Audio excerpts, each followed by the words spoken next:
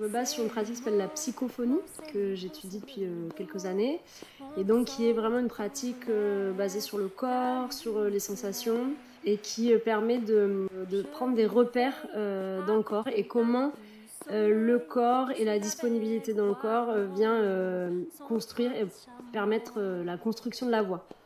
C'est le moment, c'est le bon moment pour sortir, prendre l'air et laisser faire.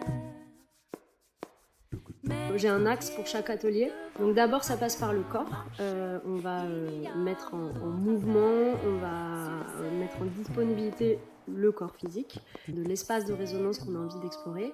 Et ensuite, on va mettre en vibration cet espace. Donc ça passe par l'intention, ça passe par le toucher, ça passe par les sens. Et ces mises en vibration, elles se font à l'aide d'un matériel qui s'appelle les vocalises, qui sont les vocalises de la psychophonie Marie-Louise Hochet. Et d'où ce nom aussi psychophonie, c'est qu'il y a vraiment un rapport entre la voix et la psyché. La voix, c'est notre identité, c'est notre rapport au monde, c'est notre façon de nous exprimer, c'est poser des idées dans le monde, s'exprimer, être au monde. Pour moi, la voix, c'est ça. Et donc, des fois, c'est pas évident. Donc, comment on retrouve une forme de chemin, de paix aussi avec soi pour assumer ce qu'on a à dire, assumer sa voix, chanter, se laisser chanter. Donc, c'est vraiment ça l'objet du travail. Ce que je trouve chouette, c'est que vraiment on part du corps et du coup on déconnecte tous les blocages qu'on peut avoir.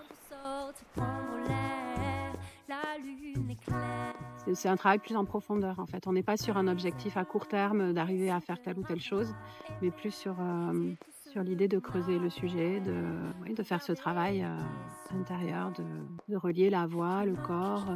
C'est quelque chose de plus profond que ce qu'on peut faire dans un cours de chant plus habituel. C'est une pratique que je trouve extrêmement riche parce qu'elle permet vraiment de mettre la personne en conscience de son corps et de sa voix, de son instrument vocal. Pour moi, on est tous chanteurs, chanteuses. On a tous une voix, on a tous besoin de la libérer, de s'exprimer avec.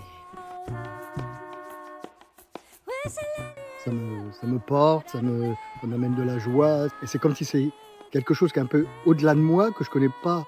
C'est partie de moi et qui se révèle. Et c'est plus que de la joie, ça me remplit, ça me rend plus vivant. Ouais, c'est ça. Vraiment le plaisir de me connecter à ma propre voix aussi, pouvoir la développer, la découvrir un petit peu à chaque fois, un peu plus. Le but de cette pratique, c'est vraiment d'ouvrir les espaces, d'éviter toute tension, de se rendre compte qu'en fait, tout est là. Le corps, il a son intelligence, il a sa mémoire.